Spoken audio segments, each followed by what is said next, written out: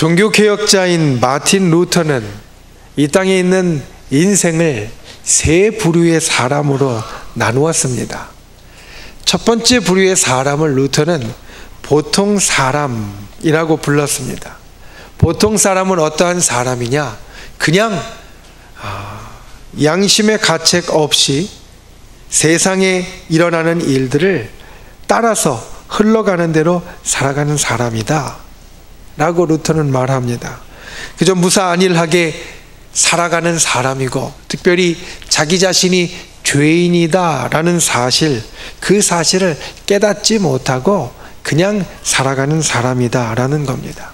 그러니 내가 죄인이라는 사실을 알지 못하고 느끼지 못하기 때문에 하나님이 이 죄에 대하여서 진노하시고 또 심판하신다는 사실을 당연히 깨닫지도 못하고 그러한 아무 감각도 없이 살아가는 사람, 세상에서 그냥 부딪혀 오는 대로 흘러가는 대로 살아가는 사람, 이 사람들이 첫 번째 부류의 사람이고, 그리고 또한 보통 사람이다 라고 루터는 이름을 붙였습니다.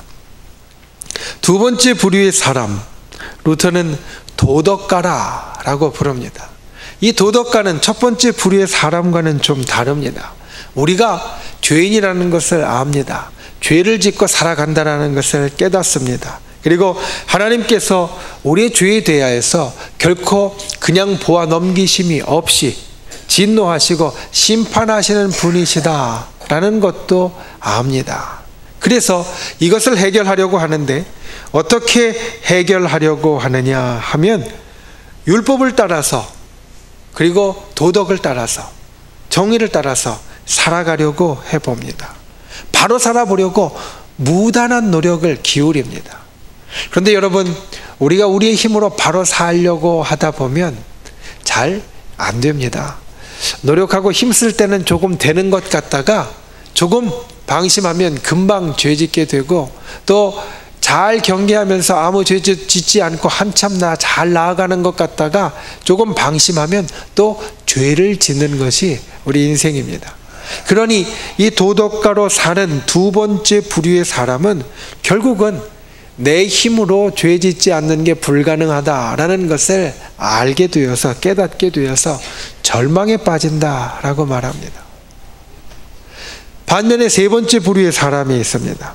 세 번째 부류의 사람은 자기가 죄인이라는 것도 알고 하나님이 죄에 대해서 진노하시고 심판하시는 것도 압니다. 그리고 두 번째 부류의 사람들과는 다르게 내 힘으로는 도저히 여기에서 벗어날 수 없다는 것도 압니다. 그래서 이 세 번째 부류의 사람은 내가 내 죄를 하나님 앞에 아뢰고 회개하고 예수 그리스도를 믿을 때에만 이것이 해결된다라는 것을 알고 믿음으로 말미암아 구원을 얻으려는 사람이 된다. 그리고 루터는 이 세 번째 부류의 사람들을 참 그리스도인이다 라고 말했습니다. 우리가 이 땅을 살면서 이 세 부류의 사람들을 다 봅니다. 그런데 이 루터의 세 부류의 구분을 보면서 이런 생각을 합니다. 사실 우리에게 이 세 가지 모습이 지난 날부터 오늘날까지 다 있는 것이 아닌가. 어려서 자랄 때 하나님을 모르고 아무것도 물정도 모를 때에는 그냥 보통 사람같이 세상에 흘러가는 대로 죄가 무엇인지도 알지도 못하고 살다가 조금 커서 머리에 무엇이 좀 들어가고 세상 사람들의 이야기도 좀 듣게 되고 세상이 흘러가는 것을 알게 되면 옳고 그른 것을 조금 분간하게 되면서 내 힘으로 어떻게든지 옳은 것을 좀 행해 보려고 살아가는 단계에서 어떻게 열심히 노력해도 도저히 되지 않는다라는 것을 깨닫게 되는 두 번째 부류의 시기가 있고, 또 이 시기를 지나면 그래, 이것은 하나님께서 주신 이 방법 안에서만 해결될 수 있다라고 믿음으로 주님 앞에 나오는 그러한 시기가 우리에게 있다라는 겁니다. 빠르고 늦는 차이가 있지만 믿는 사람들은 아마 이 세 단계를 다 거치게 되어질 것입니다. 그리고 나서 참 그리스도인이 된 우리에게 있어서 가장 큰 소망이 무엇인가 생각해 봅니다. 이제 우리의 힘과 능으로는 도저히 죄의 문제를 어떻게 할 수 없고, 우리가 그 죄를 벗어나서 구원받고 하늘나라의 백성이 되는 것을 어떻게 할 수 없는데, 예수 그리스도를 믿고 그 예수 그리스도를 믿는 믿음으로 하나님 앞에 회개하고 주께서 우리들에게 열어주신 구원의 길을 가는 사람들에게 가장 중요한 것이 무엇인가? 가장 중요한 것, 그 가운데 하나, 우리 참 그리스도인들의 소망이자 그리고 현존이라고 말할 수 있는, 이 땅을 살아가는 지금의 모습이라고 말할 수 있는 것은 바로 오늘 우리가 말씀의 제목으로 삼은 하늘나라 백성이라 말할 수 있을 겁니다. 우리가 참 그리스도인으로 사는 이유는 바로 이것 때문입니다. 하늘나라의 백성이 되기 위하여 우리가 이 땅에서 예수 그리스도를 믿는 믿음으로 그리스도의 사람으로 살아가는 이유는 참 그리스도인이 되어서 하늘나라의 백성이 되기 위함이다라는 겁니다. 오늘 이 질문을 가지고 니고데모라는 사람이 예수님을 찾아옵니다. 그리고 예수님께 어떻게 하면 하나님 나라의 백성이 될 수 있겠습니까? 물어봅니다. 우리가 그리스도인으로서 하나님 나라의 백성이 되었고 그 백성이 되어져가는 삶을 이 땅에서 살아가고 있습니다. 특별히 이 하늘나라 백성에 대해서 말씀하시는 예수님의 대답을 통하여서 오늘 저와 여러분이 하늘나라 백성이 되는 이 귀한 것을 다시 한번 깨닫고 우리 속에 세워갈 수 있는 저와 여러분 다 되실 수 있기를 주님의 이름으로 축원을 드립니다. 하늘나라 백성에 대한 예수님의 가르치심을 우리 심령 가운데 새기고 우리가 날마다 그와 같은 삶을 이 땅에서부터 살아갈 수 있는 분들이 되실 수 있기를 주님의 이름으로 축원을 드립니다. 첫 번째로 오늘 말씀 가운데 예수님이 우리에게 이야기하신 것이 이것입니다. 물로 거듭나야 한다라는 겁니다. 니고데모라는 사람이, 유대인이 한밤중에 예수님을 찾아왔습니다. 이 니고데모는 유대 사회에 널리 알려진 사람이었습니다. 그래서 아마 밤중에 예수 그리스도를 찾아올 수밖에 없었을 겁니다. 그런 율법사였고 그리고 랍비 선생님이었고 사회적으로 큰 명망과 덕망이 있는 사람이었습니다. 유대교라는 종교에도 매우 열심인 사람이었습니다. 그는 종교적으로 신앙적으로 뿐만 아니라 사회적으로도 명망을 크게 얻고 있었는데, 성경은 이 니고데모가 사내들인 공의회의 의원이었다라고 말합니다. 당시 유대 사회는 나라를 잃어버린 상황이었습니다. 그래서 정치 기관들이 전무한 상황이었습니다. 그런데 정치 기관이 없다고 해서 나라를 이끌고 나라의 여러 가지 일들, 그 민족의 여러 가지 일들을 결정할 의결 기구가 없는 것은 아니었는데, 그 가운데 가장 최고의 것이 바로 사내들인 공의회였습니다. 오늘날로 이야기하면 국회, 아니 그것보다 훨씬 더 중요한 기관이다라고 말할 수 있을 겁니다. 이 공의회 의원은 71명입니다. 유대 민족을 대표하는, 그 민족 전체를 대표하는 사람이 71명이고, 이 71명이 비록 정치적인 결정은 하지 못하지만 유대 민족에 관련된 모든 중요한 일들을 다 결정하는 그러한 요직에 있었습니다. 니고데모는 이 71명 중에 한 사람이었기 때문에 사람들이 그를 모두 다 알아볼 수 있었을 것이고 사람들에게 큰 영향을 끼치는 사람이었을 겁니다. 그리고 성경은 니고데모의 나이에 대해서 이야기하고 있지 않지만 공의회 의원이라는 것과 랍비 선생님으로 불렸다라는 것과 그리고 그가 성경에서 보여주고 있는 몇 곳의 상황을 보면 이가 충분히 나이가 든 사람, 연장자였다라는 것을 알 수 있습니다. 아마 오늘날 우리로 이야기하면 환갑 즈음에 이제 막 환갑에 도달하려고 하는 그러한 사람이었을 겁니다. 그가 예수 그리스도를 찾아왔습니다. 그리고 묻습니다.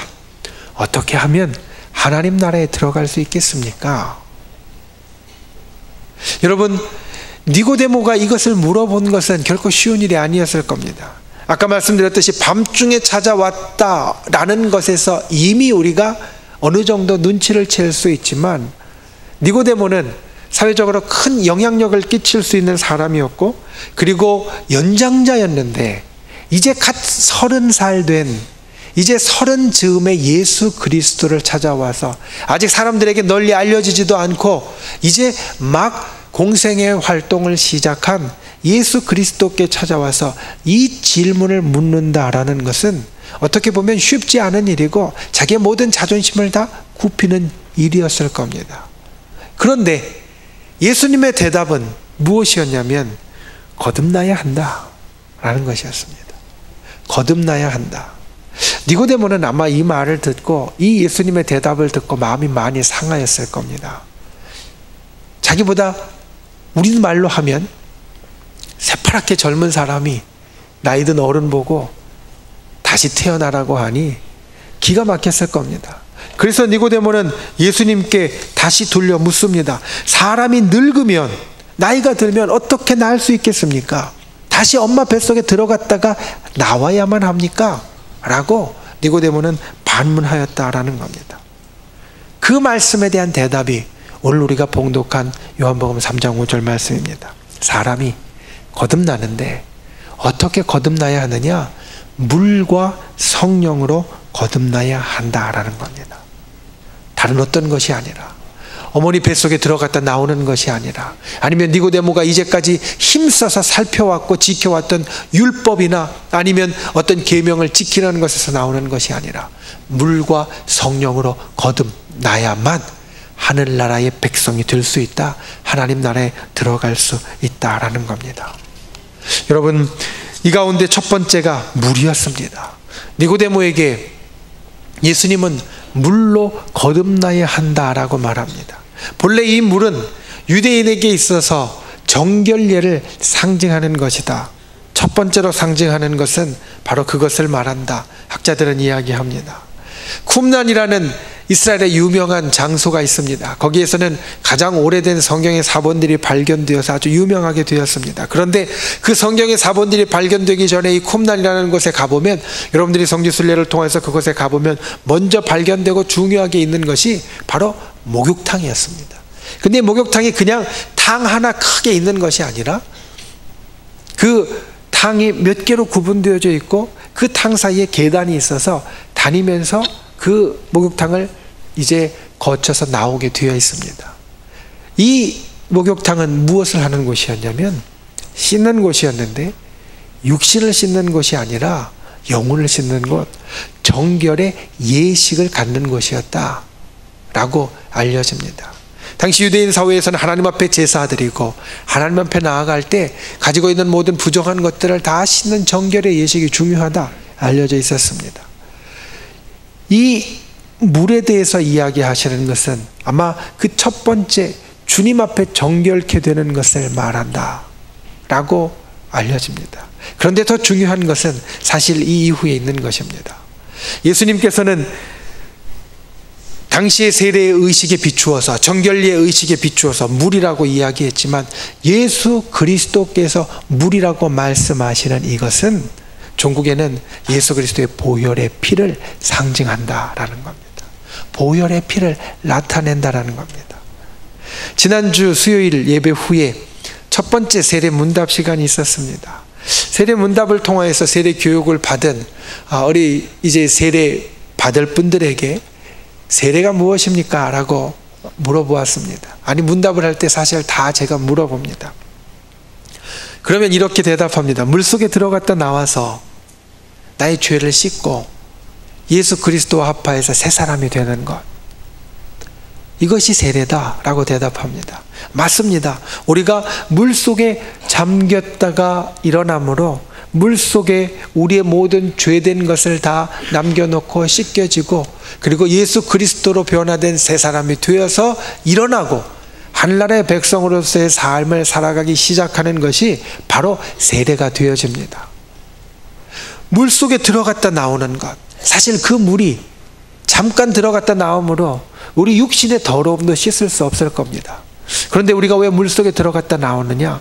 그것은 바로 그 예식은 예수 그리스도의 보혈의 피로 말미암아 우리가 깨끗하게 되어서 우리의 죄를 다 씻어서 이제는 구원받은 새 사람이 되었고 하늘나라 백성이 되었다는 것을 여러 사람들 앞에서 고백하고 나타내는 의식이 바로 세례가 되어지기 때문입니다. 그래서 매년 여러분들에게 말씀드리지만 세례를 받지 않으신 분은 반드시 세례를 받으셔야 됩니다. 내 마음의 고백이 공중 앞에서 여러 사람들 앞에서 공적으로 고백하는 것이 되어지고 공적으로 나타내는 의식이 바로 세례이기 때문입니다. 예수님께서 거듭나는 것의 첫 번째로 이야기하신 것이 바로 그것입니다. 내가 이제까지 살아오면서 노력하고 가지고 있었던 모든 것이 있었지만 그 모든 것 다 내려놓고 예수 그리스도 그 보혈의 피에 너를 잠궈서 그 물에 잠겨서 내가 다시 태어나야만 하늘나라의 백성이 될 수 있다라는 겁니다. 저와 여러분이 그와 같은 거듭난 사람이 다 될 수 있기를 주님의 이름으로 축원을 드립니다. 예수 그리스도의 보혈만이 우리를 깨끗게 할 수 있습니다. 예수 그리스도의 보혈만이 우리의 죄를 다 씻어줄 수 있습니다. 예수 그리스도의 보혈만이 우리로 다시 태어나게 할 수 있습니다.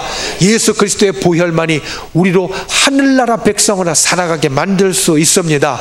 그 예수 그리스도의 보혈을 붙잡고 그 예수 그리스도의 보혈 속에 잠겨서 항상 살아가는 분들이 되시기를 바랍니다. 내가 세례를 예전에 한번 받았다고 끝나는 것이 아닙니다. 예수 그리스도의 보혈 가운데 잠겨서 죄 씻음 받은 그것을 우리는 항상 기억해야 합니다. 그리고 삶 가운데 다시 계속 일깨워야 하고 만들어가야 합니다. 그래서 우리가 하나님 앞에 항상 정결한 자로 설 수 있어야 하고 하나님 앞에 하늘나라 백성으로 날마다 만들어져 가고 되어져 가는 자가 되어야 한다는 겁니다. 저 여러분이 그와 같이 물로 거듭나야 한다라는 이 예수님의 말씀을 우리 삶 가운데 이루어가는 만들어가는 귀한 분들이 다 되실 수 있기를 주님의 이름으로 축원을 드립니다. 두 번째, 예수님은 성령으로 거듭나라 말씀하셨습니다. 우리는 성령으로 거듭나야 합니다. 한 목사님의 설교를 듣다 보니까 그 목사님의 설교 가운데 이런 말씀이 있었습니다. 여러분, 세상에서 제일 힘든 일이 무엇인지 아십니까? 라는 것이었습니다. 여러분, 세상에서 제일 힘든 일이 무엇입니까? 여러 이야기를 할 것입니다. 그런데 우리가 세상에서 가장 힘든 일은 무엇이라 이야기를 했냐면 성령 받지 않고 예수를 믿는 일이다. 성령 받지 않고 예수를 믿는 일이 이 세상에서 가장 힘든 일이 된다라는 겁니다. 여러분, 예수 믿는 것은 제약이 많습니다. 세상 사람들은 그냥 마음 가는 대로 즐기고 마음 가는 대로 할 수 있는 것, 세상에서 자기가 술, 담배 먹고 피는 것에 대해서 누가 뭐라고 하겠습니까? 그런데 예수를 믿으면 그것이 걸립니다. 오늘 우리나라의 가장 큰 휴가 시즌이 시작된다라고 이야기를 합니다. 그래서 고속도로가 다 막히고 사람들이 산으로 들러 가장 많이 나가는 날이다라고 이야기를 합니다. 그런데 저와 여러분은 여기 와서 예배드리고 있습니다. 사람들은 그냥 마음 가는 대로 그냥 좋은 대로 이것저것 즐기러 가는데 우리는 주님 앞에 와서 예배드리고 있습니다. 예수를 믿는 것은 걸리는 것도 많고 참아야 될 것도 많고 그리고 하지 말아야 될 것도 많이 있습니다. 그래서 쉽지 않은 일입니다. 그래서 이 얘기가 나온 겁니다. 성령 받지 않고 예수 믿는 일이 세상에서 제일 힘든 일이다. 성령께서 우리 가운데 와서 우리를 도와주시지 않고 우리에게 힘 주시지 않으면 그것들 세상 사람들 다 즐기고 세상 사람들 다 누리고 세상 사람들 다 하는 것을 참고 그만하는 것이 쉽지 않다라는 겁니다. 믿는 사람들 가운데는 때로 양다리를 걸치는 사람들이 있습니다. 믿어서 하나님 앞에 좋은 것을 누린다라고 우리가 여깁니다. 신앙 가운데 우리가 나아가서 하나님께서 우리들에게 주는 복을 누린다라고 하면서 이쪽 다리를 걸치고 다른 한쪽 다리는 어디에 걸치느냐? 세상에 걸칩니다. 그래서 하나님 앞에 좋은 것 받고 세상에서 내가 좋아하는 것 누리고 이렇게 양다리를 걸치면 좋을 것 같습니다. 편할 것 같습니다. 양쪽에서 좋은 것만 다 얻을 수 있을 것 같습니다. 근데 여러분 해보시니까 그렇던가요? 예, 웃는 분들은 아마 뭔가 느낌이 있으실 겁니다. 그렇게 양다리를 걸치면 좋은 것이 아니라 오히려 더 힘듭니다.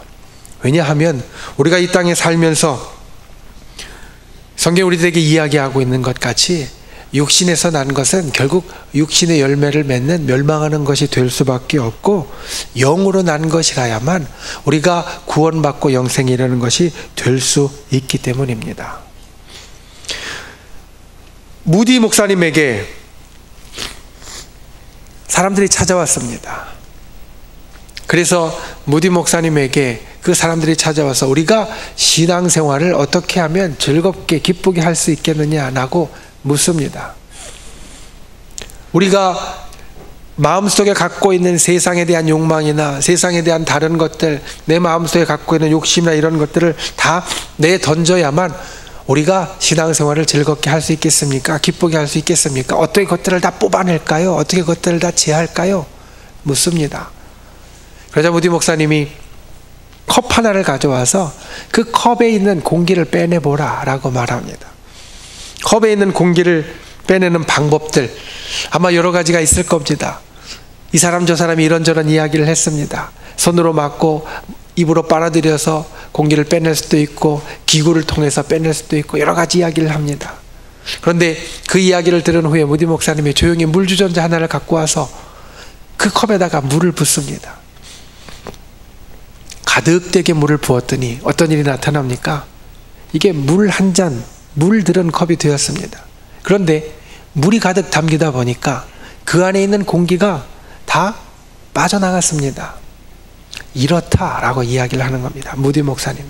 우리가 속에 있는 걸 다 뽑아내고, 속에 있는 걸 다 바꾸고, 속에 있는 걸 다 변하게 하려고 하지 말고, 이 속에 성령으로 채우면, 그러면 그 모든 것이 자연스럽게 다 물러가고 자연스럽게 다 사라지게 된다는 겁니다. 그래서 우리가 기쁨으로 신앙생활 할 수 있게 되어진다. 여러분, 우리는 이것을 기억해야 합니다. 육으로 난 것은 말씀드린 대로 아무리 좋아도 그건 육으로 난 것뿐이고, 영으로 나야만 우리들에게 능력이 있고 하나님의 마음에 합한 것이 되어집니다. 오순절 성령님은 보혜사 성령님이라고 불립니다. 보혜사는 우리를 돕는 분이라는 뜻입니다. 무엇을 돕냐면 우리가 영을 따라서, 하나님의 말씀을 따라서, 그리고 이 신앙생활에 합당한 것으로 살아갈 수 있도록 돕는 분이 바로 성령님이시다라는 겁니다. 여러분에게 묻습니다. 여러분, 신앙생활을 이 도움 없이 하시겠습니까? 미련한 생각입니다. 신앙생활은 하나님의 도우심이 있어야 합니다. 그래야 우리가 즐겁게 할 수 있습니다. 기쁘게 할 수 있습니다. 보람있게 할 수 있습니다. 능력있게 할 수 있습니다. 그러려면 우리는 성령을 받아야 한다는 겁니다. 성령이 채워줘야 한다는 겁니다. 오늘 예수님의 말씀처럼 하나님의 영으로 거듭나야 한다는 겁니다. 그래야만 우리가 참으로 즐겁고 기쁘게 이 땅에서부터 하늘나라의 삶을 누릴 수 있게 되어집니다. 저와 여러분이 그러한 분들이 되실 수 있기를 주님의 이름으로 축원을 드립니다. 성령으로 충만한 분들이 되십시오. 성령의 도우심을 받는 분들이 되십시오.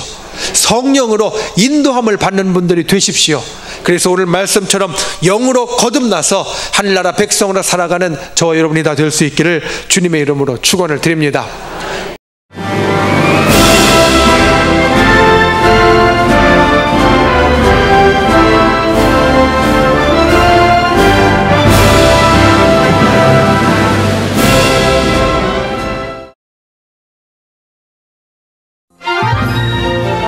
국내 최고 수준의 제15회 GBS 전국 청소년 음악 콩쿠르가 8월 30일 교육문화의 도시 청주에서 열립니다. 피아노와 관악, 현악, 성악, 작곡, 대학 일반부 성악 등 6개 부문에 걸쳐 기량을 겨루는 GBS 전국 청소년 음악 콩쿠르 대상엔 문화체육관광부 장관상과 상금 500만 원이 주어집니다. 제15회 GBS 전국 청소년 음악 콩쿠르, 자세한 내용은 GBS 홈페이지를 참고하시기 바랍니다. 청소년 여러분의 많은 참여 바랍니다.